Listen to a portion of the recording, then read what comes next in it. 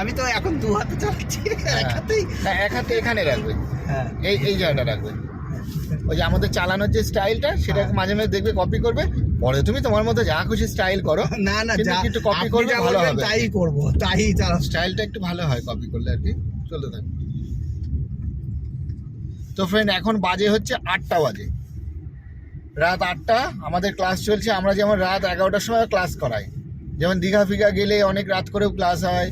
তো যা খুশি আমরা প্রাইভেট ট্রেনিং, মানে আপনাদের যদি হাত সেটিং ফেটিং বা গাড়িতে কোনো ফেয়ার, ইভেন আমার এই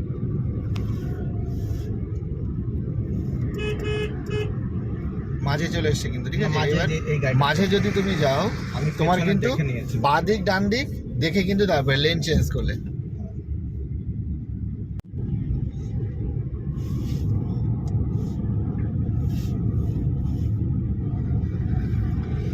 হালকা একটু হাওয়া ছেড়ে দিলাম।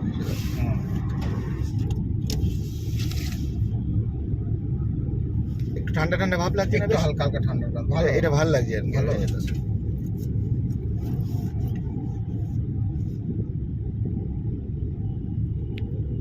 আরে চলো, তুমিও মনে রাখবে সারা জীবন, বুঝেছো তো?